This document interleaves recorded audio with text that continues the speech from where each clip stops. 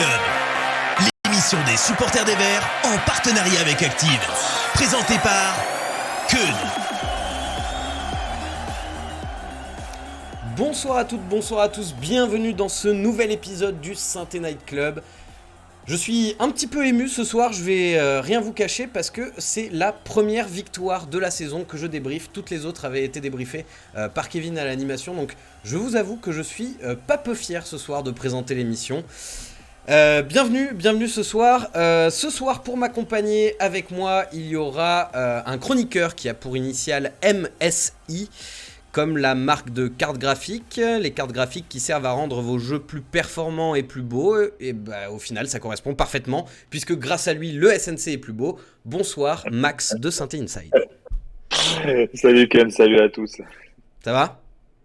Bah écoute, ça va, on a enfin une victoire. Bon, la manière, on en reparlera, mais il y a une victoire et ça fait du bien au moral. On va en parler de la manière, vous inquiétez pas. Le prochain chroniqueur, au contraire de Hervé Matou, qui comme tous les Matou aime se prélasser, le nôtre d'Hervé, lui, il est toujours au turbin. Quand il n'est pas au SNC, il est à l'afterfoot. Quand il n'est pas à Paris, il est en Espagne, voire même dans ma Lozère natale. Bonsoir Hervé l'optimiste.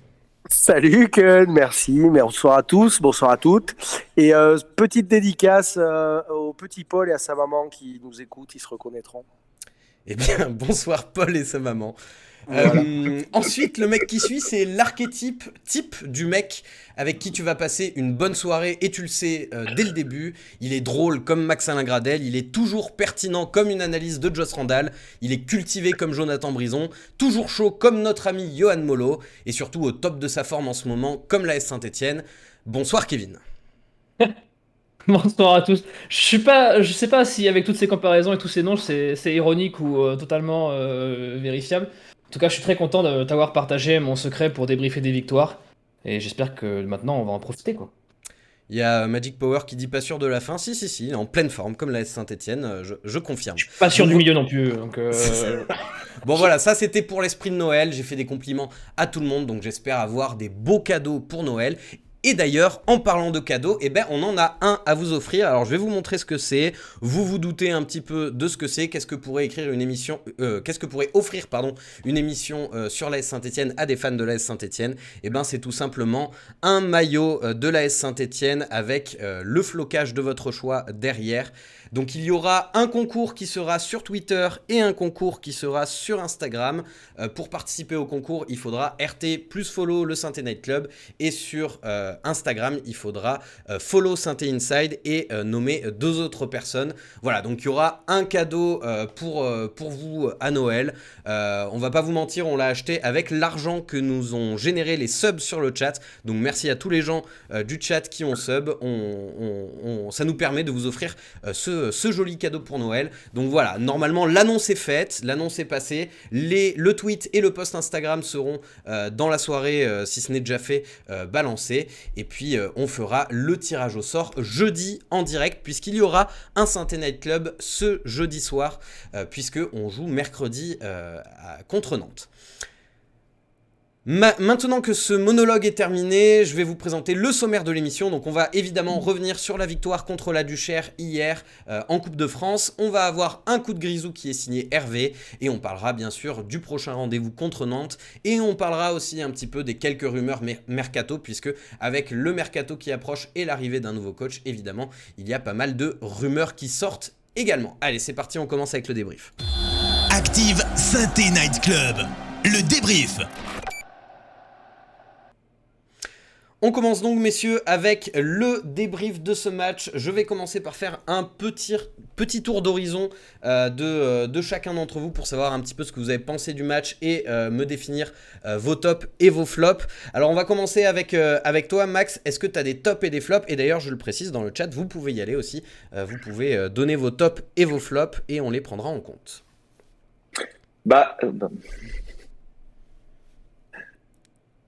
C'est bon pour moi ou pas là ? Ouais, vas-y. Je te sens embêté. Non, mais j'avais un décalage son en fait, c'est pour ça. Genre, j'ai eu le générique qui m'est revenu dessus, c'est pour ça, désolé. Okay. Non, mais sur ce match, c'est compliqué de trouver des vrais tops parce que c'est un peu le genre de match que je m'attendais à voir avec Monsieur Duprat aux commandes du club, c'est-à-dire que on va pas se taper le cul par terre, ça on s'y attendait. Top, assez dur à dégager. C'est une équipe correcte. C'était un match piège face à une équipe de N2, un derby. Les joueurs ont été globalement au niveau, même si j'aurais aimé voir face à cet adversaire plus faible qui a refusé le jeu un peu plus de choses intéressantes devant, mais sans surprise. Pour moi, on est dans la continuité au niveau offensif. On a évité le piège de se prendre un espèce de but de raccro qui aurait pu tomber, on sait jamais dans ce genre de match. C'est sûr. Et puis, en revanche, flop, il y en a un que je savais pas prêt pour la Ligue 1, c'était Crasso, ça se voyait. Là, c'est-à-dire même face à une équipe de National 2, on sent qu'il n'y arrive pas, le pauvre. Donc maintenant, est-ce qu'on verra plus Ramirez prendre la place, plus Kazri, je sais pas. Mais pour moi, Crasso, ça a été le grand perdant de ce match. Et Youssouf aussi, qui a du mal à revenir encore, mais ça, hygiène de vie plus accumulation de blessures, Ouais. rien de bien étonnant pour moi. Ouais, moi, Youssouf, il commence à me sortir un peu par les yeux. Il est trop souvent décevant.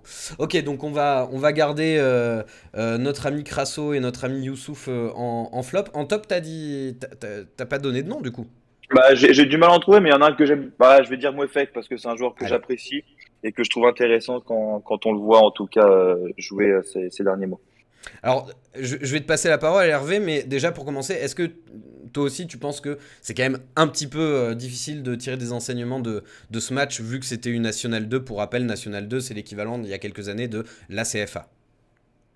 Oui, difficile parce que c'est des matchs toujours un petit peu compliqués. D'ailleurs, on voit qu'il y a d'autres clubs de Ligue 1 qui s'y sont cassés les dents. Alors, on est peut-être un petit peu dur aussi parce que on est dans une situation en championnat très très délicate.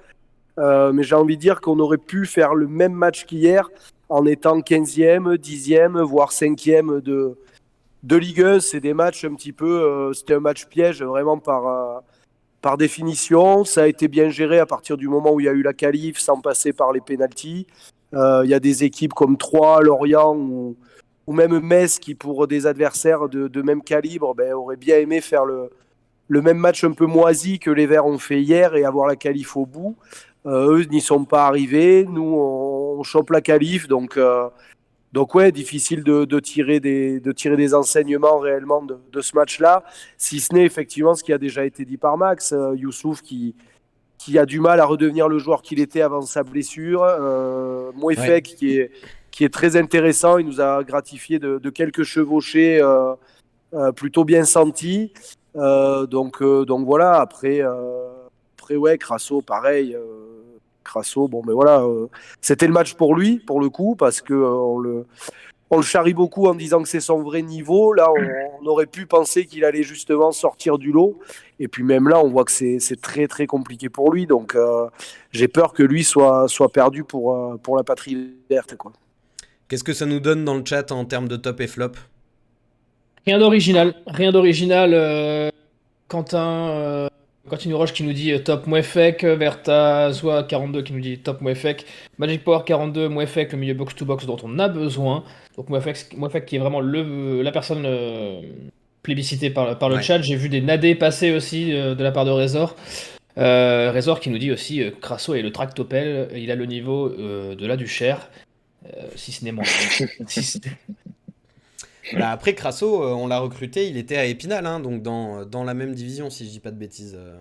Quoique c'est peut-être national, c'est pas national de Épinal. À vérifier. Il me semble que c'est National 2, il me semble que tu as raison quand il arrive, hein, mais à vérifier. C'est possible. D'ailleurs, en parlant de National 2, si vous n'avez pas suivi, sachez que le tirage au sort du prochain tour de la Coupe de France a eu lieu et qu'on affrontera Jura Sud, je crois, pour le prochain tour de la Coupe de France, donc une National 2, là aussi l'équivalent anciennement de la CFA.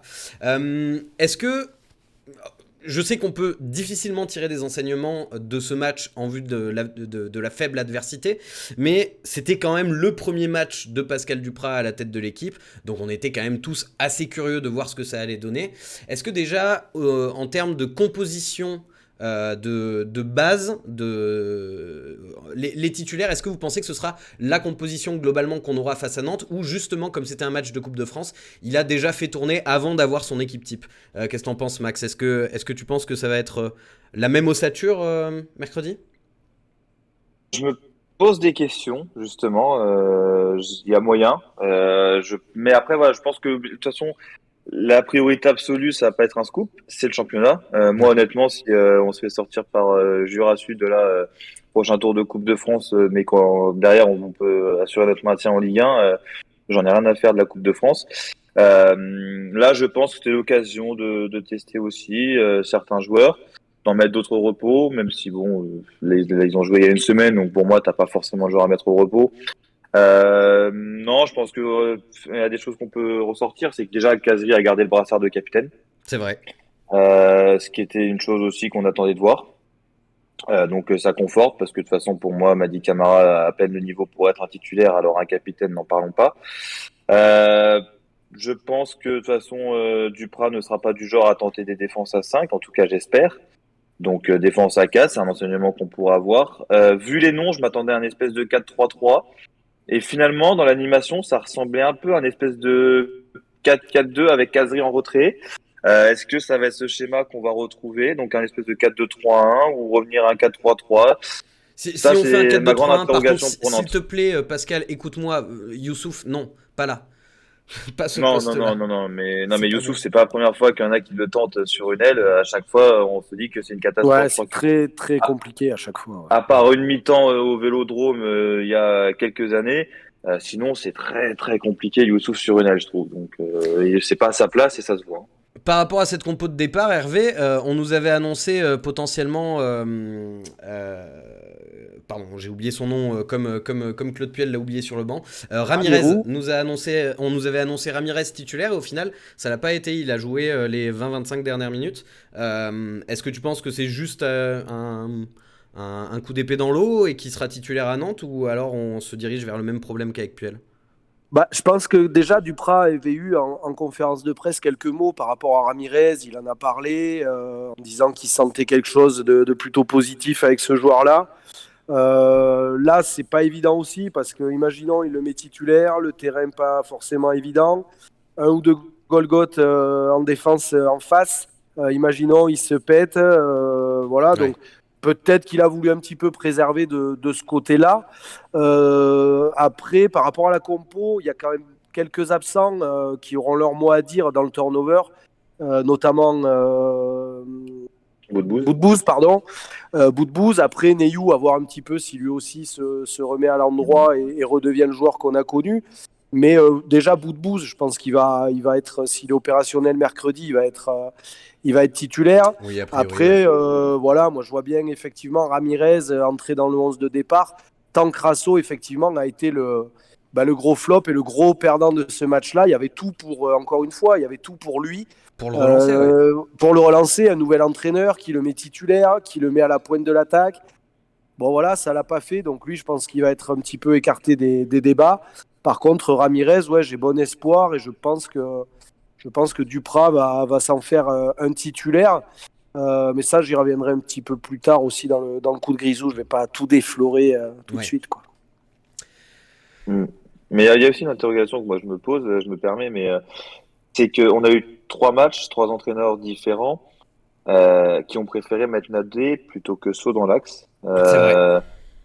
C'est une question que je me pose. Alors, est-ce que on préserve Sceaux pour Nantes ou est-ce qu'il y a vraiment un problème actuellement avec Sceaux? Si oui, de quelle nature est-il? Physique, mental? Mais moi, ça m'interroge de voir Nadé avoir enchaîné 3 matchs avec trois entraîneurs différents parce que j'ai rien contre lui, mais je pense qu'on a mieux, quoi. Ouais. Bah, en plus, So, on peut pas dire qu'il était blessé puisqu'il est rentré en fin de match. D'ailleurs, So qui est le premier de nos Stéphanois à être sélectionné officiellement, même si on sait qu'il y en aura probablement d'autres, mais officiellement pour la Coupe d'Afrique des Nations, il y a eu la liste qui est tombée aujourd'hui. Et C'est Canilia. petite parenthèse sur Ramirez qui a donné un interview aujourd'hui. On en profite pour saluer Alissa qui a traduit un petit peu sur son compte Twitter. Et elle nous dit: il veut se sentir de nouveau important sur le terrain et n'a jamais eu d'explication avec Puel. Duprat lui avait dit qu'il serait titulaire contre la Duchère, mais il lui a finalement dit avant le match qu'il jouerait 20-25 minutes en fonction du scénario. Donc il y a eu un changement de dernière minute ouais, pour le cas Ramirez.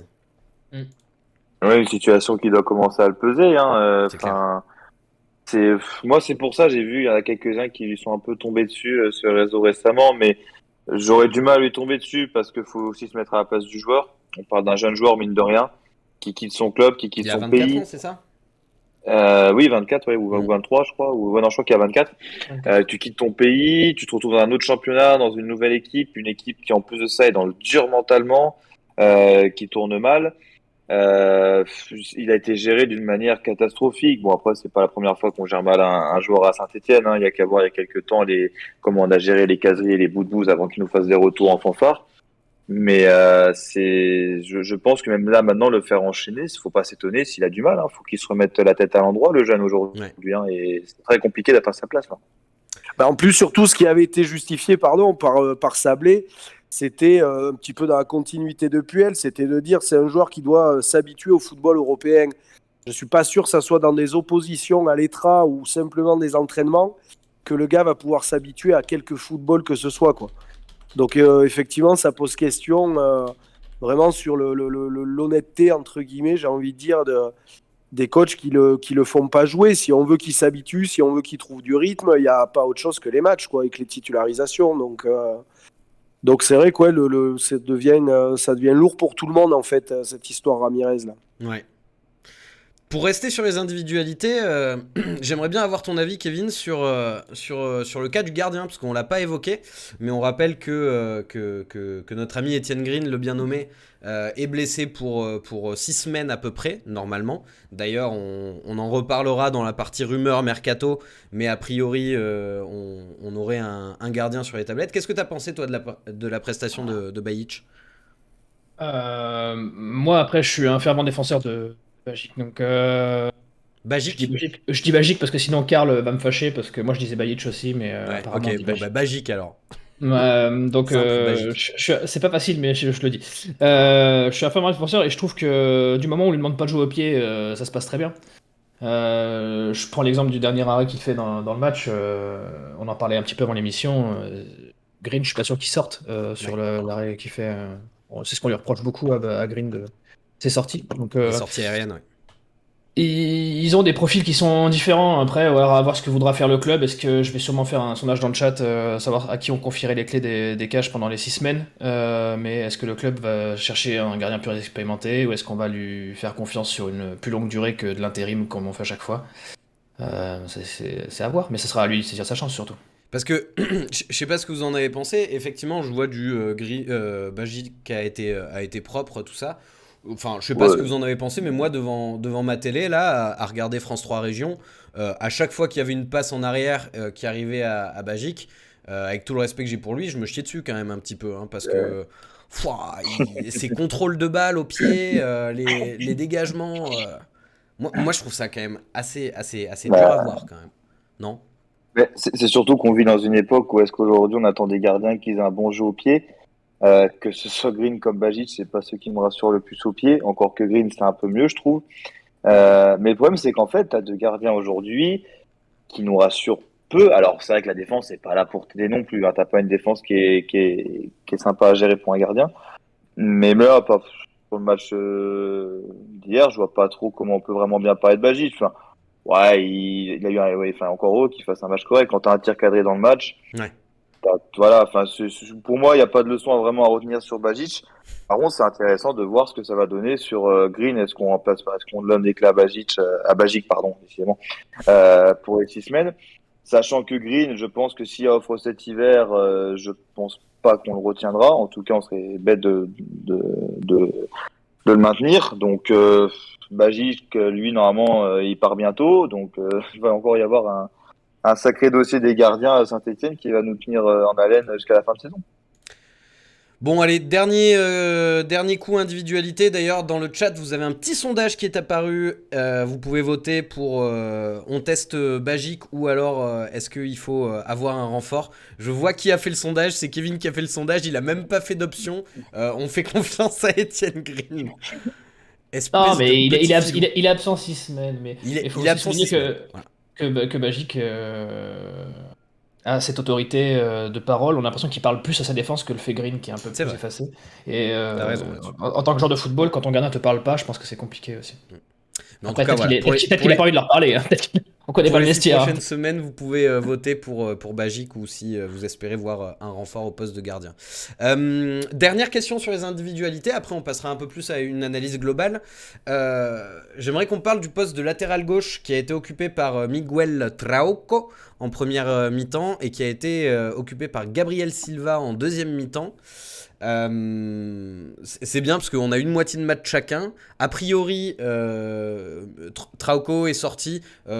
Premières infos, Duprat a dit que c'était pour l'économiser pour Nantes. Et puis après, on a appris qu'il s'était fait un petit peu mal, mais rien de grave, il sera dispo pour Nantes. Quel mi-temps vous avez préféré en tant que latéral gauche? Est-ce que vous avez préféré Trauco ou est-ce que vous avez préféré Gabriel Silva ou est-ce que vous en avez aimé aucun des deux? C'est possible aussi. Bah, moi, Silva m'a vraiment pas plu là sur ce match-là. Autant je lui reconnaissais quelques qualités, on va dire défensives, un petit peu plus sûres que celles de Trauco. Offensivement, je trouve que les deux se valent à peu près. Après, je le redis, Gabriel Silva défensivement fait un petit peu moins peur, il est un petit peu moins lâche sur le marquage de ses adversaires directs. Mais là, sur la mi-temps qu'il a fait, honnêtement, moi je l'ai pas trouvé bon. Beaucoup de mauvais choix, pas souvent très bien placés. Ouais. Donc ouais, Silva, moi, m'a vraiment pas. Plus, il a gâché une ou deux actions, une ou deux contres qui auraient pu être bien mieux ficelées, bien mieux menées. Donc du coup, ouais, Silva, moi Offensivement, vraiment. ouais, ce qui est passé par son côté en deuxième période, Ouais. ça a été souvent gâché. Hein. Ouais, franchement, moi, je trouve qu'il a gâché pas mal de munitions qu'il avait à se mettre sous la dent. Donc ouais, moi je veux dire que le moins pire des deux pour moi, c'était Trauco sur la première mi-temps, quoi. T'es d'accord avec ça, Max? Bah moi, de toute façon, Strauko, c'est un joueur que j'apprécie beaucoup, que ce soit dans le profil mental, psychologique, etc. C'est un beau joueur de foot, je trouve, en tout cas pour Saint-Étienne. C'est un joueur que j'apprécie beaucoup. Silva, c'est un joueur pour lequel j'ai beaucoup de réticence parce que c'est un joueur qui va avoir 30 ans mine de rien. Il y a des qualités techniques, mais il a 30 ans, il a fait quoi? Une saison complète avec l'Udinese et nous, la première saison quasiment complète. Sinon, il a une moyenne de 4 matchs par an, quoi. Donc, Ouais. je vois même pas comment. Enfin, voilà, c'est plus une épine dans le pied que t'as qu'autre chose, hein. Pour moi, Gabriel Silva aujourd'hui, donc, non, moi, j'ai vraiment préféré Trauco. Un petit jeune du centre de formation, peut-être, qui viendrait toquer à la porte? Si jamais tu veux me lancer sur Nokwe, on a dit qu'on resterait sage, c'est Noël qui arrive, donc. Ok. Bon, on restera sage alors. J'ai vu que le sondage était terminé, mon ami. 70% votent pour un renfort pendant l'absence d'Etienne Green. Ok, C'est, ça a l'air de te ravir. voilà. Bon, ma propagande pour Belgique ne paye pas. Basique en plus fin de contrat, donc Ouais. c'est compliqué. C'est sûr. Bah, les fins de contrat, c'est toujours le même débat. Est-ce qu'il faut les mettre en valeur pour les vendre plus cher? Est-ce qu'au contraire, il faut pas trop les montrer pour les faire prolonger? C'est un peu compliqué. Juste, je vois que ça parle de la condition physique de Romain Amouma. Ouais, c'est vrai que... bon, Amouma, on n'en parle même plus tellement... Ça on devient compte sur lui, compliqué quoi. de mettre tous ces mots-là dans la même phrase. Condition physique à Mouma dans la même phrase, n'en déplaise à Karl, ça devient compliqué de mettre tous ces mots dans la même phrase. Ouais. Bon, on parle un peu plus de manière globale. Vous avez un sondage hein, à nouveau pour voter pour quel titulaire vous voulez voir dans le couloir gauche ou est-ce que vous préférerez un renfort. De manière un peu plus globale, c'était donc la première de Pascal Duprat à la tête de notre équipe première. Cachez votre joie. Est-ce que vous avez vu un premier effet Duprat? Est-ce que sur ce match... Sans tirer des conclusions hâtives, évidemment, on n'est pas là pour distribuer les bons points et les mauvais points dès le premier match. Il y a du chemin à faire. Il a eu le groupe très peu de temps. Mais est-ce que déjà, il y a des choses que vous avez remarquées ou des choses que vous avez entendues sur le bord de la pelouse, parce qu'il n'y avait pas grand monde au stade. Est-ce qu'il y a des choses qui vous ont marqué dans cette rencontre? Max, on va commencer avec toi. Ah, pardon. Non, vas-y, Hervé, vas-y. Non, mais alors, un peu sur le ton de la boutade, mais pas que. La première chose, moi, que j'ai remarqué, c'est qu'on a un coach qui a pris un carton jaune. Je crois pas qu'en 2 ans et demi, ça soit arrivé à Puel, et pourtant, Dieu sait. Je me suis posé la question ça pendant le match. Est-ce qu'il avait déjà pris des jaunes Puel? Ben, je pense pas, mais alors pourtant, Dieu sait que des enfilades, notamment arbitrales, pour pas dire autre chose. On en a vu passer à l'appel, notamment ces derniers temps, et qu'il n'y avait pas forcément de réaction de la part de Puel. Là, du coup, on a un Duprat qui veut amener du monde dans son sillon et qui vit le match, j'ai l'impression, un petit peu plus avec les joueurs et un petit peu moins côté tactique comme Claude Puel peut-être pouvait le faire, même si Claude Puel donnait de sa voix et de sa personne sur le bord du terrain. Je trouve que ça restait des fois un petit peu impersonnel. Là, il y a peut-être une proximité que les joueurs en plus ou moins réclamaient, qui va être constante chez Duprat avec son groupe. Donc voilà, après, tactiquement, techniquement parlant, encore une fois, sur un match comme ça, c'est un petit peu compliqué, mais peut-être un petit peu plus de profondeur, un petit peu moins de préparation dans le jeu avec ballon, dans les attaques. Voilà, peut-être un petit peu ça en cherchant bien la différence. Voilà, un petit peu plus de profondeur, le positionnement de Casery également, où on a retrouvé un Casery un petit peu placé comme à l'époque Jean-Louis Gasset, quoi, c'est-à-dire assez libre sur le front de l'attaque, voilà, un petit peu faux neuf. Et c'est le poste où il a brillé de toute façon partout où il est passé, Casery. Donc voilà, peut-être ces deux choses-là, un petit peu plus de profondeur dans le jeu, un bloc équipe qui remonte un petit peu plus aussi. Et puis voilà, Casery positionné voilà, en faux neuf. Moi, voilà ce que j'ai un petit peu noté, quoi. Ok. Max? Bah moi personnellement, ouais, je vais rejoindre Hervé sur le positionnement de Casery qui pour moi est là où il est le mieux, c'est quand il est libre avec un 9 devant lui en fixation. C'est là où on a, je pense, le meilleur Casery. Donc ça, c'est un truc à garder. Après, une vraie rupture avec Puel, c'est dur d'en voir. Après, c'est sur un match, peut-être à ce côté continuité. J'ai trouvé Sablé très présent aussi sur le banc. Mais après, enfin, sur le côté, bah, ouais, gueuler sur le bord de la pelouse, ça, Puel en était aussi un très grand pratiquant. Gueuler Si ce beaucoup, n'est Puel peut-être aussi, ouais. que... Ouais, non mais oui, bah je suis oui, non mais Puel, enfin en plus on a vu l'avantage d'avoir son Covid avec lui, donc on entendait vraiment bien au bord de la pelouse toutes les consignes qu'il pouvait donner. Je pense que la différence qu'il va y avoir entre les deux, c'est que Duprat va plus être sur l'aspect mental, là où Puel essaie d'être dans la tactique. Après, tactique qui plaît ou non, ça c'est un autre débat. Mais c'est deux styles de management qui sont complètement différents, et on va voir les effets de l'un et de l'autre.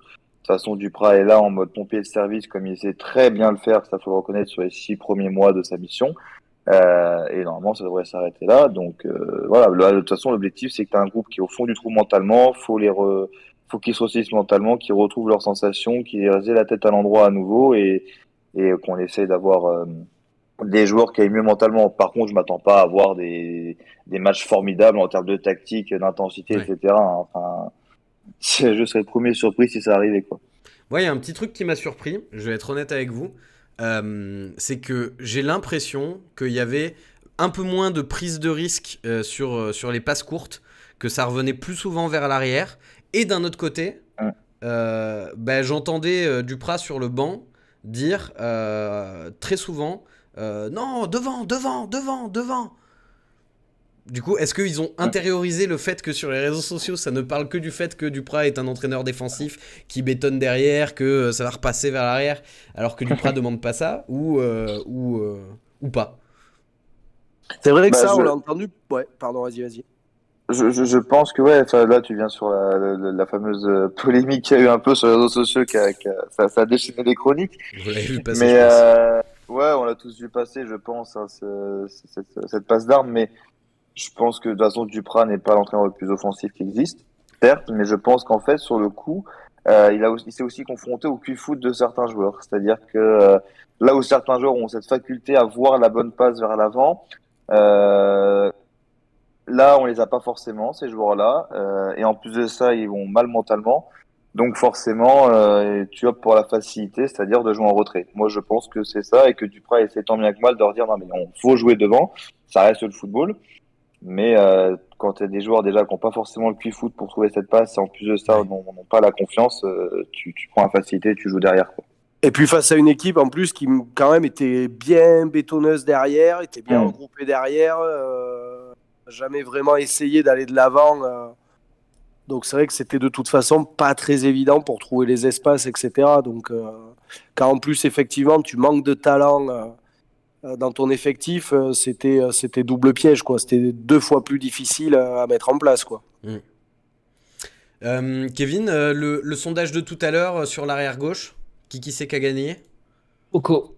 C'est trop court. Devant Silva et devant le renfort potentiel et voulu. De toute façon, on sait que c'est pas dans les cibles de cet hiver, hein, Oui. un renfort De toute à façon, gauche. on aimerait donc, un renfort à tous les postes, mais il y a des priorités, quoi. ouais, y a pas de problème. T'as pas force. Ouais, je pense que c'est loin d'être une priorité les Oui, latérales, quoi. c'est clair. Voilà. Et qu'est-ce que ça en dit un petit peu le chat de ce premier match de Duprat?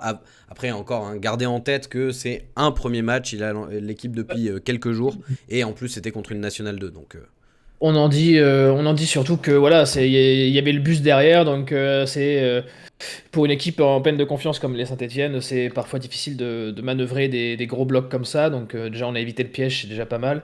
Et bien sûr, ce qui ressort le plus, c'est qu'on a entendu Duprat gueuler comme à son habitude, et le carton jaune, bien sûr. Et la chose qui a marqué aussi un petit peu le chat sur ce match, qui, on va pas se le mentir, était un petit peu soporifique au demeurant. bon, on a vu un but de Nordin, franchement ça réveille un mort ça. Hein.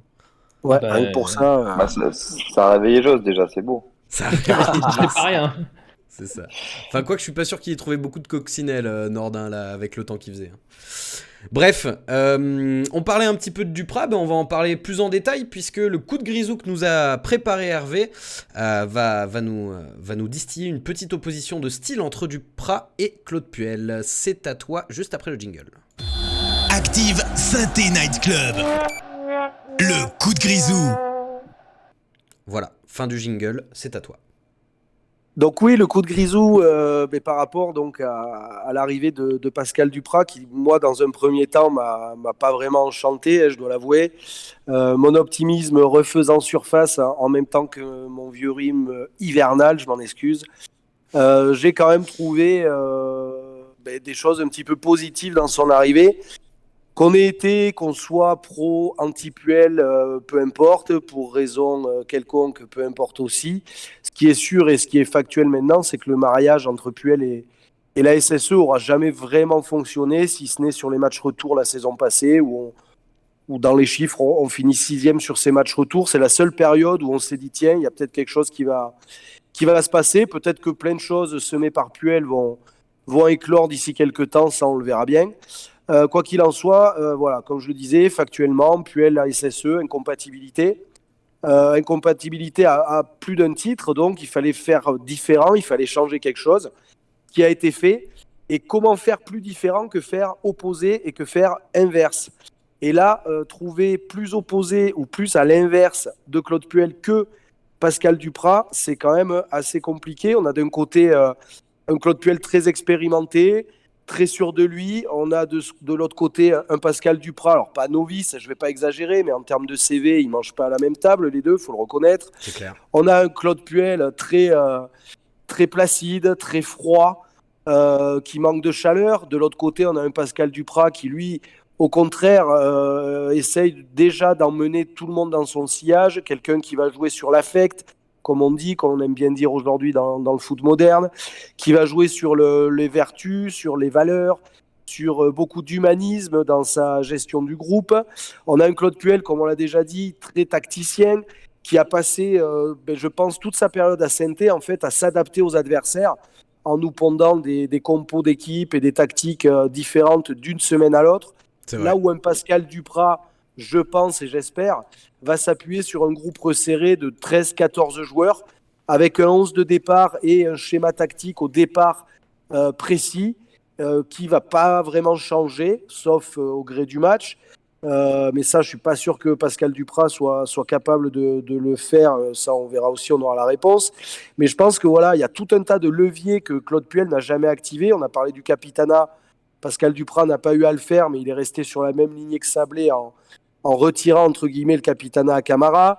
Quid de Ramirez, on en a parlé aussi, mais j'ai envie de dire qu'en un match avec Duprat, il a quasiment joué autant qu'en 6 mois avec Puel. Donc voilà, plein de leviers comme ça. Et puis le fait d'arrêter de changer sans arrêt la tactique, de changer sans arrêt la compo d'équipe, je pense que Duprat va revenir un petit peu à des fondamentaux, à des choses très basiques. C'est peut-être aussi ce qui reflète son réel niveau d'entraîneur, être basique pendant 6 mois. Après, ben, ça devient un petit peu plus compliqué, mais on verra voilà, au bout de 6 mois où il nous emmène. Mais je pense qu'il va être beaucoup plus fédérateur pour le groupe, beaucoup plus fédérateur avec toutes les composantes du club. Là où Claude Puel, justement, pouvait paraître, encore une fois, très froid, voire arrogant, voire un petit peu Je pense que si Duprat est confronté aux mêmes péripéties face aux supporters qui invectivent, etc., quand 3 ou 4 joueurs seulement iront voir les supporters, je pense que Duprat les prendra tous par la main en disant là, les gars, on va les poser et puis on va aller parler un petit peu à tout le monde. Et je pense que lui ne se déballonnera pas comme malheureusement Claude Puel l'a un petit peu fait. Donc, 2 styles complètement opposés. Encore une fois, factuellement, Puel à SSE, ben, incompatibilité. Est-ce que Duprat et SSE, ça va être compatible? Je l'espère. Eh ben merci pour ce coup de grisou. N'hésitez pas hein, dans le chat à réagir, à dire si vous êtes d'accord, pas d'accord, si vous avez des choses à apporter, des nuances, des anecdotes supplémentaires. Petit truc que je rajoute effectivement dans cette opposition de style, Claude Puel quand il est arrivé, ses prédécesseurs, donc Jean-Louis Gasset, Julien Sablé et Ghislain Printemps, il a beaucoup taclé leur fonctionnement. Alors que Duprat, lui, quand il est arrivé, il a pas arrêté de louer le travail de Claude Puel en conférence de presse en disant que si jamais Saint-Étienne arrive à se maintenir, faudra pas oublier qu'il y a quand même des points qui ont été pris sous Claude Puel, etc., etc. Il a vraiment beaucoup insisté là-dessus. Max, toi, de manière générale, t'es d'accord avec ce que nous propose Hervé ? Oui, je suis globalement d'accord. C'est vrai que c'est 2 entraîneurs qui sont vraiment opposés, je trouve. Après, on parle de Claude Puel comme étant plus expérimenté, tout ça. Oui, bon, après, j'aimerais mettre peut-être une réserve sur le fait que sur la compatibilité. Puel, je pense qu'à part Nice et Monaco, le reste, enfin Lille, pardon, plutôt, c'est aussi beaucoup d'expérience qui se termine toujours en général en queue de poisson. Ça se termine souvent très mal. Hein. Il y a qu'à voir ses 2 dernières expériences à Leicester et Southampton. Donc, il a été juste sur la continuité de ce qu'il faisait. C'est un très bon tacticien, mais je pense qu'il avait plus le schéma. Et là, c'est vrai qu'il faut reconnaître un truc, c'est la classe qu'a eu Duprat en conférence de presse, qui est complètement opposée à la manière dont Puel avait pris de haut ses prédécesseurs. Et tu fais bien de le souligner, je pense. Surtout que quand on donne des leçons, la première a été sur le travail physique des joueurs. Ouais. Moi, quand je vois l'effectif aujourd'hui, j'ai pas l'impression, après 2 ans et demi sous Puel, d'avoir des monstres de guerre affûtés physiquement sur le terrain. Donc, on c'est en bien parlait de un donner peu des avant leçons à tes l'émission. prédécesseurs, mais voilà. Ouais, après, physiquement, on a quand même une équipe qui, les maigres points qu'ils ont récoltés depuis le début de la saison, c'est souvent maigres. dans les dernières minutes du match. Donc Oui, et souvent sur les coups physiquement, de pied arrêtés, surtout. oui, d'accord. Mais je pense que physiquement, quand même, les mecs sont pas si foutus que ça. Et après, sur Duprat, qui a presque encensé Claude Puel, il a quand même lâché la petite phrase, c'est la phrase préférée du cowboy Josh Randall d'ailleurs depuis quelques jours. Le fameux « j'ai toujours fait mieux que mes prédécesseurs et mieux que mes successeurs ». Alors en plus, c'est complètement faux, puisque quand il se fait remplacer par Debev à Toulouse, il est 18e et Toulouse finit 17e avec Debev, donc il gagne une place. À Caen, même chose, quand il se fait dégager, alors Caen, c'est pas la folie encore, mais quand il se fait dégager, ils sont 14 ou 15e, là, ils sont plutôt ventre mou. Et son successeur à Evian, pardon. Ah oui, non, mais ça, après, par contre, je suis d'accord. À Evian, d'ailleurs, Evian, c'est lui qui a tout créé. Alors, il y en a qui lui prêtent des intentions machiavéliques, mais c'est lui, voilà, qui a tout fait et qui a tout coulé derrière. Hein. Son successeur, il a eu un successeur à Evian ? Parce que je sais que le club a coulé désormais, mais il a coulé après le départ ou je sais plus. Ouais, ça a coulé après, je pense, ça avait dû, à moins que ça ait été rétrogradé directement, je sais plus trop ça. Ah, faudra rechecker, faudra que j'aille voir ça. Qu'est-ce qu'en pense le chat un petit peu de cette opposition Puel-Duprat ? Déjà, est-ce que le chat prend un peu position ? Est-ce qu'on voit des aficionados de Duprat et des détracteurs de Duprat dans Non, le chat ? il n'y a pas d'aficionados de Duprat. Le problème, c'est que l'avantage de Duprat et son seul atout, c'est qu'il passe derrière Puel et que Puel a été unanimement Ouais. rejeté par les supporters. Donc on se dit que, alors je vais pas m'amuser à faire le dicton parce que je le connais pas par cœur, mais faute de grive, voilà, on mange des merdes. Donc voilà, c'est un choix par défaut. Il y a beaucoup de gens qui se posent la question du ok, mais dans 6 mois, qu'est-ce qu'on fait? Si on se maintient, qu'est-ce qu'on fait? Si on descend, qu'est-ce qui se passe? Ouais. C'est une mission de 6 mois et c'est ça qui inquiète le plus le chat, c'est de savoir, encore une fois, le club voit, comme pour les recrutements, à court terme et on sait pas, on navigue à vue, Bah, quoi. mais là, pour le coup, je pense qu'ils ont raison de voir à court terme parce que de toute façon, si maintien il faut que le club soit à tout prix vendu. Donc, si le club est vendu, là, il est mieux pour un investisseur d'avoir son entraîneur qu'il aura choisi. Là, ils Euh, ont pas trop le choix. Je sais pas si c'est une bonne ou une mauvaise décision, mais en tout cas, ils ont pas trop le choix s'ils veulent c'est toujours vendre. c'est ça, c'est-à-dire que de toute façon, c'est même pas qu'ils veulent ou qu'ils veulent pas, c'est qu'aujourd'hui, quand tu regardes Ouais, ils réellement les doivent. finances du club et le fonctionnement du club, c'est une obligation. Si tu veux que le club survive, il faut que tu vendes, que tu te maintiennes ou pas. Si on se maintient cette année et que le club n'est pas vendu, pour moi, on aura juste eu un sursis d'1 an. Et s'il y a descente, moi, j'ai très très peur de ce qui se passera avec la DNCG. Donc, Ouais. je pense que Dupraz, c'était la meilleure chose à faire dans le sens où, et pourtant, pour ceux qui me connaissent, vous savez que je ne le porte pas dans mon cœur spécialement. Parce que voilà, c'est pas un entraîneur que j'aime dans le jeu qu'il propose. Mais je pense qu'aujourd'hui, c'est très dur de trouver un entraîneur qui, sur 6 mois, a les performances de Pascal Dupraz, a cette connaissance de la Ligue 1, a cette capacité à ressouder un groupe derrière lui. Donc, je pense que ça a été un choix, pour une fois, qui Cohérent. pour moi, fait sens. Ok. Ben, en plus, c'est en corrélation complètement avec l'état de l'équipe, c'est-à-dire qu'on est 20e de Ligue 1, on est dans les eaux troubles du championnat, et Dupraz, lui, s'est très bien navigué dans ces eaux-là. Donc, effectivement, pour une fois, le choix est plutôt bon, en tout cas, paraît cohérent, quoi, clairement. Hein. Ouais, puis ça ira pas plus loin que 6 mois. Enfin, je vois pas dans quel scénario tu peux avoir Dupraz plus loin que 6 mois. Donc, Oui, parce que même lui a dit au mois de mai, quand ce sera mon dernier match, et qu'on se ramène nus, j'aurai une vive émotion, etc., etc. Donc, je pense que voilà, même lui se voit là pour 6 mois. Et puis Dupraz, voilà, après, il est comme Jean Reno dans Le Grand Bleu. Il a l'habitude de nager dans les eaux profondes. c'est ça. Et en plus, Dupraz, il est vraiment maintenant étiqueté comme l'ont été avant lui des Courbis, des Luis Fernandez. C'est le Pascal le Voilà. grand frère de Ouais, la Ligue 1. voilà,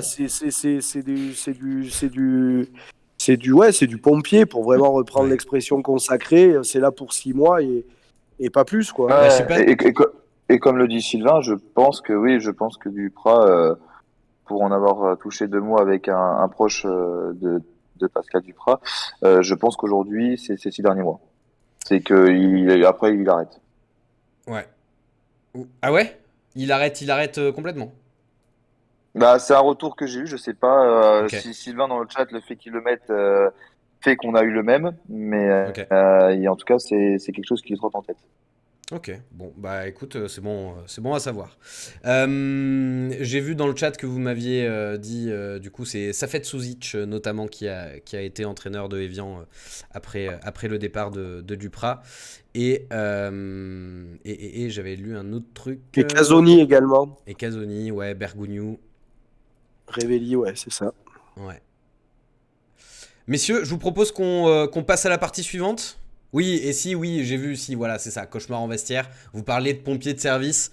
C'est vrai qu'on a tous vu passer cette blague, qui effectivement était assez drôle, où on voit Pascal Dupraz les bras croisés en mode Philippe Etchebest, et ça faisait un peu cauchemar en cuisine, cauchemar en vestiaire. Le parallèle était vite tracé, dirons-nous. Ouais, faut pas toucher à Philippe Etchebest, par contre. C'est vrai. Sinon, là, je m'énerve. Ouais, moi je C'est le suis team cuistot qui Denis parle. Brognard. C'est le cuistot qui parle. J'adore. Tu vas te retrouver à manger du ringondin, fais gaffe. Hein. Voilà, j'adore ce mec. Allez les amis, on va parler du prochain match, le match contre Nantes qui sera mercredi. Et oui, un match en semaine. C'est pas la Coupe d'Europe, mais c'est pas loin. Active Synthé Night Club. Le prochain match. Alors messieurs, le prochain match, j'ai mis une photo d'un match Saint-Étienne-Nantes où Romain Amouma jouait. Voilà, je sais pas s'il jouera mercredi, mais en tout cas là il est sur la photo. Déjà dans le chat, vous pouvez commencer à mettre vos pronostics, ce que vous pensez un petit peu qui va se passer.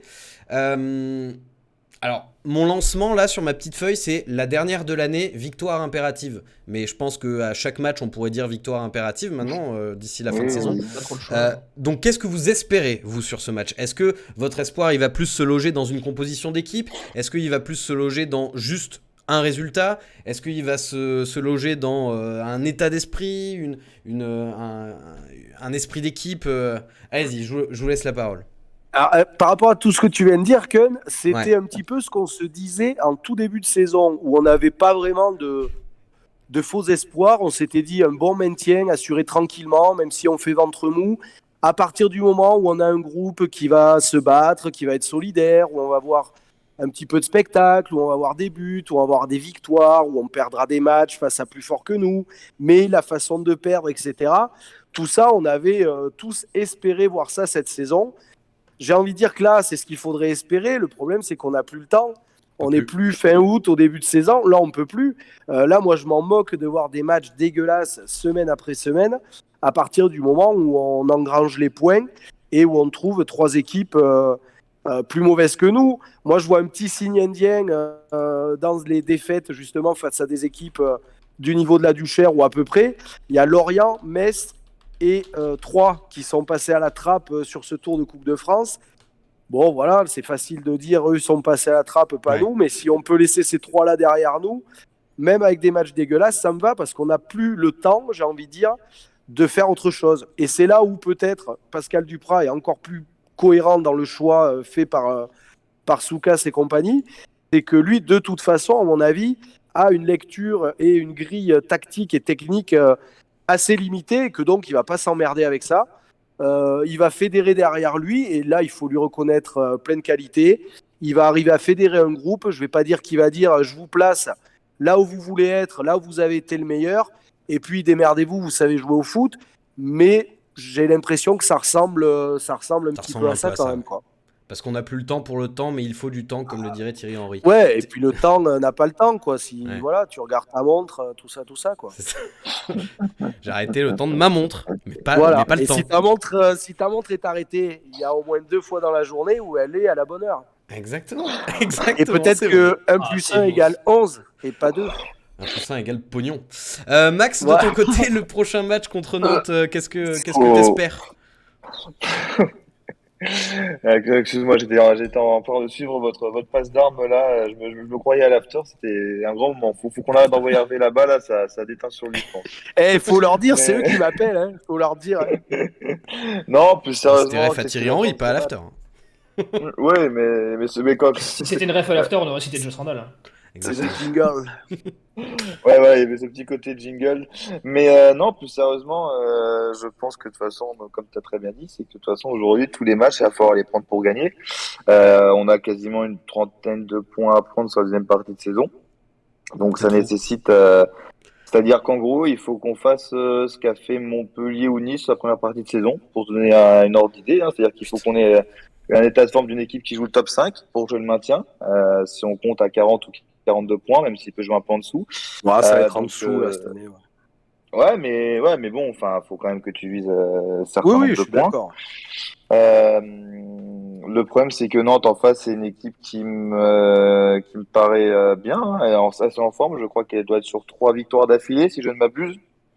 Donc la forme est de leur côté. C'est une équipe qui a des joueurs de qualité. Moi, ce que je veux, c'est la manière. Je suis plus à ça près. C'est-à-dire que si je me tape une purge pendant 90 minutes et qu'à la fin, tu as un espèce de vieux centre de Nordin qui touche la fesse de Crasso ou de Ramirez pour finir au fond et qu'on gagne 1-0, je signe ce scénario pour tous les matchs. Mais vraiment. Ouais. Donc Je voilà. suis d'accord. Là, Je pense que tout le monde est à peu près c'est- d'accord hein, à ce niveau-là. Ouais. C'est ça, c'est malheureux pour nous Ouais, parce que c'est forcément, triste. on aime bien avoir des débriefs d'émissions où on peut parler tactique, etc. Euh, mais là, on n'a pas le temps en plein milieu de la saison pour ça. On prendra ce qu'il y a. Et voilà, moi, j'espère une victoire 1-0 qui fera du bien au mental de regagner à domicile face à même plus un concurrent en direct parce ils ont déjà le plus du double de points que nous. Donc voilà. Est-ce qu'il y a de l'optimisme, on va arriver à le dire, qui ressort du chat un petit peu ? Oui, alors hormis ceux qui sont toujours les grosses cotes, j'ai envie de dire, Il y a beaucoup de gens, Fnatic Bear qui nous dit 1-0 on va gagner, Joss qui nous dit on l'embrasse, hein, Joss, on va les écraser 1-0, Razor qui nous dit on va aller 1-0 de Kazri. Beaucoup de 1-0, on sent Ouais. un regain d'optimisme mais vraiment, On vraiment veut pas très passer très pour des léger. cons non plus. Ouais voilà mais très très léger, c'est un emballement mais vraiment on n'est pas sûr quoi. Et mais Sam Samver qui résume un peu la pensée de tout le monde qui dit le contenu des matchs est dégueulasse depuis le début de l'ère Puel, donc match dégueu et prise de points, ça me va. Ouais. Voilà. Ça, et puis en plus, alors, il y en a, j'ai vu dans le chat aussi où on parle de Blas qui est absent. Donc, effectivement, c'est un absent de marque pour les Nantais. Le Ludovic problème, Blas. c'est que depuis le début de saison, on rencontre les équipes où il leur manque toujours un Ouais. ou deux, voire trois joueurs clés et qu'on se fait trouer à chaque fois. Rennes, Donc là, leur j'ai milieu de envie de terrain, dire il était que- dépouillé hein, contre nous. Non, Hein. mais c'était dépouillé. Montpellier, c'est le premier match où ils ont plus Andy Delors, où ils ont plus Gaëtan Laborde, où ils ont Florent Mollet qui est Oui, blessé. puis, Et puis finalement, il nous la colle. Donc là, j'ai même envie de dire Blas absent, en fait, ça me fout les boules, quoi. oui, puis Voilà. à chaque fois, avant les matchs, on essaie de se dire, oui, il y a des absents, il y a machin, c'est à notre portée. Bon, le résultat, c'est qu'on est 12 points à la moitié de la saison, là où nos Bah, c'est ça. adversaires Hein. sont devant nous au classement. Donc, c'est bien d'essayer de trouver des signes d'optimisme. Il faut qu'on se regarde de nous et ce qu'on peut produire avant d'essayer de chercher de l'optimisme chez l'autre, quoi. Et je pense que j'ai hâte de voir, comme quelqu'un l'a très bien fait remarquer dans le chat, quand on va avoir du Simon Moses et compagnie qui vont débouler face à du Mikanadé. Si c'est Nadé qui est titulaire, je sens qu'on va passer un superbe match. Ok. Donc quand même de l'optimisme. Je vois que le sondage, il est quand même plutôt en faveur de sa Ouais, gagne, si on c'est regarde ça. pas les scores.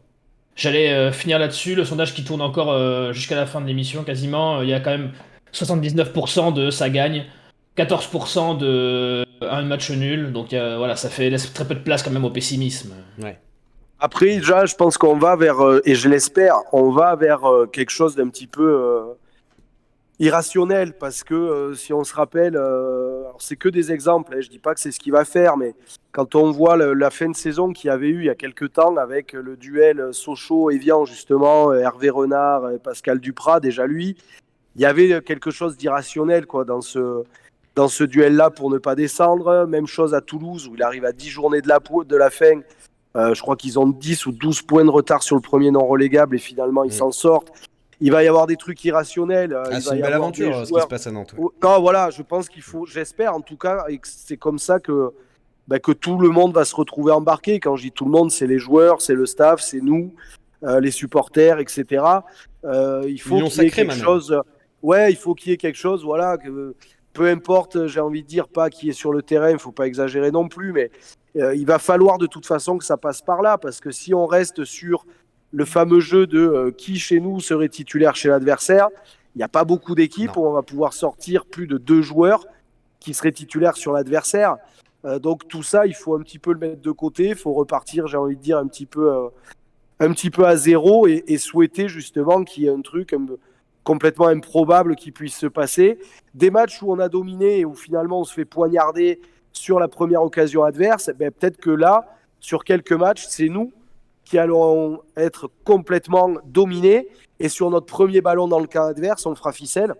On l'a vu tellement de fois contre nous, peut-être que ça peut tourner Ça peut tourner en dans notre ce faveur. sens-là. Mm. Ça peut tourner voilà, un petit peu pour nous, je l'espère. Donc voilà, il faut repartir un petit peu, j'ai envie de dire, avec tous les curseurs remis à zéro, quoi. Hein. Allez, nouveau coach, on croise les doigts. Et nouveau coach veut dire aussi nouvelles idées de recrutement, les amis. Et 20 décembre veut dire aussi arrivée rapide du mercato. Quelques petites rumeurs. Il y en a qui sont avancées. Il y en a qui vont être oubliées déjà dans 24 heures, j'en suis sûr. Mais voilà, je vais quelques petites pistes à vous évoquer. Aujourd'hui, le nom qu'on voit le plus revenir là dans les articles du jour, c'est Jean-Philippe Mateta. Est-ce que pour vous, rapidement, vous pensez que c'est ne serait-ce que réaliste? On a déjà Tu un veux Jean-Philippe mon dans avis l'équipe, on a déjà subjectif Jean-Philippe dans ou l'équipe qui se passe mal, hein, donc, Ouais.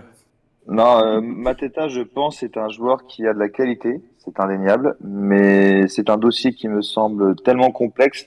Ouais. Faut pas oublier que c'est un joueur qui appartient à Mayence, qui est prêté à Crystal Palace où il ne joue pas, ou en tout cas très peu. Il a dû faire à peine 3 apparitions cette saison. Sachant que Crystal Palace donc a un prêt avec une option d'achat à 3,5 millions, ce qui est rien pour un club comme Crystal Palace. Le problème, c'est si jamais tu veux l'avoir, donc tu le veux en prêt, tu négocies avec qui? Tu négocies avec Mayence ou est-ce que tu négocies avec Crystal Palace? Parce que si tu négocies avec Mayence, ça veut dire que Crystal Palace a quand même une clause de priorité sur toi, doit s'assurer avant janvier que non, ça nous intéresse pas, donc tu le renvoies à Mayence, etc. Enfin, c'est un dossier qui, pour moi, est intéressant, mais qui me semble être un tel casse-tête Ouais, que je sais pareil, on pas n'a s'il pas le temps. aboutira. On n'a pas le temps. J'ai envie de À dire moins sur des que dossiers comme ça. à moins qu'on arrive à convaincre Crystal Palace de lâcher 3,5 millions, qu'ils achètent le joueur dès le mois de janvier, qu'ils nous le prêtent derrière en se disant, allez, tu es en train de ta plus-value dans X temps en envoyant des prêts, etc. Sachant Et que puis les on met Anglais sont Green, très friands de faire ça, hein, attention, hein, les Anglais. on met Green dans la balance et puis voilà, ça peut aider quoi. Green, c'est 25 millions, soi-disant. Oui, bah oui, non, mais moi, pour 5, il part, hein, moi. Allez. On passe au sujet suivant, les amis. Là aussi, un nom bon, qui a été évoqué ces derniers jours, Yonat Radou, que vous connaissez tous, hein, qui est un joueur très très très connu du championnat de France. C'est le gardien numéro 2 de l'Inter Milan, qui est bloqué hein, derrière son concurrent direct, dont j'ai oublié le nom là au moment où je vous parle. Le numéro 1, c'est Samir Handanovic à l'Inter. Handanovic, merci. Handanovic, Merci beaucoup. Voilà, donc Yonat Radou qui est bloqué par Handanovic à l'Inter et qui a été évoqué étant donné que Green est blessé pour 6 semaines et que Bajic ne donne pour l'instant pas trop satisfaction, en tout cas au vu du staff. Qu'est-ce que vous en pensez? Bien, pas bien, envie, pas envie? Rapidement. André Radou, bloqué à l'Inter, c'était un bon gardien au Genoa. Après, il s'est fait effacer, donc c'est une piste qui peut être intéressante. En tout cas, il faut un gardien qui, pour moi, amène un peu plus de sérénité. C'est un gardien qui a un peu plus d'expérience. Hein. Il a déjà fait 3 saisons de pro, donc la piste est intéressante. Après, est-ce que ça se fera ou pas? Je pense que de toute façon, que ce soit Green comme Bajic, il faut se préparer à ce qu'il parte bientôt. Je préférais qu'on se penche sur un gardien qu'on puisse avoir sur du plus long terme plutôt que d'aller chercher une mission de sauvetage. Après, avec l'optique de la vente, c'est comme pour le coach. Tu peux prendre un gardien pour 6 mois et le chercher après ton futur gardien pour cet été. Tu peux prendre Mandanda, quoi. Alors, voilà. On enchaîne avec la rumeur suivante. On essaye d'aller vite, il nous reste pas beaucoup de temps. L'EPAD Champions Project, qu'est-ce que vous en pensez? Alors évidemment avec énormément de respect pour les deux joueurs, ne commencez pas à me tomber dessus. Il y a eu la piste Hilton qui a été évoquée et la piste Mandanda qui a été évoquée. Pour moi c'est assez peu probable de voir ou l'un ou l'autre venir à l'AS Saint-Etienne, mais éventuellement si ça devait se faire, est-ce que ça vous plairait Hervé, toi ça te plairait ou pas? C'est vraiment, là, j'ai envie de dire, à double tranchant, quoi. Soit ça peut bien se passer et ils amèneront ceux qu'ils ont amenés dans tous les clubs où ils sont passés ou là où ils sont restés très longtemps, de la sérénité, de l'expérience, de la performance, parce que les deux ont été très, très performants. Ou alors c'est le bail de trop pour les deux joueurs et c'est croûte sur croûte, carton rouge sur carton rouge, péno sur péno, boulette sur boulette. Il n'y aura pas d'entre-deux, quoi. C'est soit une réussite totale, soit un fiasco total. Ouais. On est plus ou moins d'accord, voilà. Même si on rappelle qu'il y a peu de chances que ça se fasse quand même. Et dernier petit point sur Bakary Sacco. Alors Bakary Sacco qui a été joueur de l'AS Saint-Etienne entre 2009 et 2012. Certains d'entre vous s'en souviennent très bien. Je sais que notamment Kevin les poteaux de Geoffroy s'en souviennent. Ouais, surtout les poteaux, comme très bien dit Kevin. C'est ça, un joueur qui mettait beaucoup de poteaux et qui avait des énormes cuisses. Il s'entraîne actuellement avec le groupe pro à la base. Donc, je vous lis juste une petite information qu'on nous a transmise en début de soirée. À la base, il n'était pas du tout dans les plans du club. Il s'est entraîné plusieurs semaines avec la réserve, n'avait pas joué depuis 1 an et demi. À 33 ans, il souhaitait s'entraîner pour retrouver un club. Il a étonné beaucoup de monde au club, très physique. Il a impressionné, une solide expérience. Le mec a faim et a démontré des qualités qui ont laissé penser au staff qu'il pourrait apporter en tant que milieu gauche, voire en piston dans une défense à 5. Il s'entraîne avec le groupe pro depuis l'arrivée de Duprat, comme Niagnon. Il devrait avoir une proposition de contrat, car opportunité. Qu'est-ce que vous en pensez? Moi, j'en pense qu'il est à la bonne place parce que des joueurs qui n'ont pas joué depuis 1 an et demi, on en a à l'appel dans l'effectif de Saint-Étienne. Donc, un de plus, un de moins, pourquoi pas, quoi. Ouais, donc ça t'emballe pas, quoi. Enfin, on parle d'un joueur sur 30 secondes qui n'a pas été capable de disputer ne serait-ce que 10 matchs dans une saison depuis 2018, voire 2017. Ouais. On avait dit qu'on ne parlait pas d'Amouma, là. Non, mais Non, mais on parle d'un joueur quand même aussi, il faut pas oublier. Sa dernière expérience, c'est au Paphos FC, donc championnat chypriote. Il joue 6 matchs, d'accord? Et on va me dire que ça, c'est le genre de joueur. Alors, j'ai rien contre lui, hein, mais juste qu'on parle on parle d'une mission de sauvetage. Si on va chercher des mecs qui ont 44 ans, ça fait 6 mois qu'ils n'ont pas touché un ballon, non, mais l'autre, il est à Chypre, il n'arrive pas à s'imposer, et on va me dire que ça, c'est avec ça qu'on va se sauver. Non, mais soyons sérieux. Enfin, on a une suite de recrutement qu'on nous dit, quand Pascal Duprat arrive, on a une suite de recrutement qui vaut super bien. Alors, si c'est pour taper dans la caisse d'allocation de retraite les joueurs de foot, moi aussi, je peux le faire et trouver des joueurs en fin de contrat. Enfin, ayez un peu d'idées, sans rire, quoi. Alors, Faut appeler Ponsard. Tu sais que j'aime les stats, Bakary Sako, c'est 16 buts en 117 matchs avec la S Saint-Etienne, alors que Arnaud Nordin, c'est 14 buts en 125 matchs. Voilà. je t'entendais Ouais, pleurer dans ouais. ton coin, Kevin, mais j'avoue que moi aussi, s'il faut prendre un retraité, je préfère faire revenir Pascal Feindouno, quitte à ce qu'il carrément. soit bourré sur le Stéphane terrain, Pellan. ça me fera plaisir. Mais même Adrien Ponsard, Nestor Soubia, qui tu veux, quoi. Et vous avez pensé à rappeler Paganelli, peut-être, au milieu Je de crois terrain, qu'il est ça dispo, peut être Paga, sympa, ouais. non Ouais. Ah, mais Et c'est en chaud, tout hein. cas, on te le souhaite, ouais. On te le souhaite. Messieurs, je vais vous arrêter là. Juste avant que vous ne partiez dans le chat, restez ici. Et vous qui nous écoutez en podcast, déjà merci à vous qui étaient là sur le chat ce soir. Merci à vous qui nous avez écoutés en podcast ou sur la radio des Verts de Active. N'oubliez pas qu'on a lancé un petit concours sur Twitter et sur Instagram. Donc sur Twitter, il y a un tweet que vous pouvez retweeter et follow le compte Saint-Étienne Night Club pour avoir une chance de gagner un maillot des Verts, pas dédicacé, pardon, floqué. Et sur Instagram, Dédicacé on par n'a Jean pas les Froment. sous pour qu'il soit dédicacé, donc il sera juste floqué. Mais le maillot et- est pas assez grand pour la dédicace de Joss. C'est On peut ça. on peut le dédicacer par tous les membres de l'équipe. Hein, ça. Ah oui, on peut vous le dédicacer si vous voulez, hein. Ça c'est avec plaisir. Faudra juste le Non, faire on- circuler dans les quatre coins de la France, mais on peut le faire. Et il y aura un post sur Instagram donc où il faudra suivre le compte Synthé Inside et nommer 2 personnes, voilà, et on fera un tirage au sort jeudi soir en live sur Twitch, sur cette même chaîne Twitch, puisque jeudi soir il y aura le dernier Synthé Night Émission Club de l'année. exceptionnelle. Voilà, où on va faire le tirage au sort. On sera tous les deux à la présentation avec Kevin et ça va être bien sympa. Merci à tout le monde d'avoir écouté cette émission. Merci les gars, c'était très cool de faire cette émission avec vous. Merci On à vous toi. embrasse. Passez de bonnes fêtes Bah, si vous êtes salut. en famille. Et si vous n'êtes pas en famille, passez de bonnes fêtes aussi. Bonne soirée tout le monde. Ciao. Ciao. Salut, allez les Verts. La la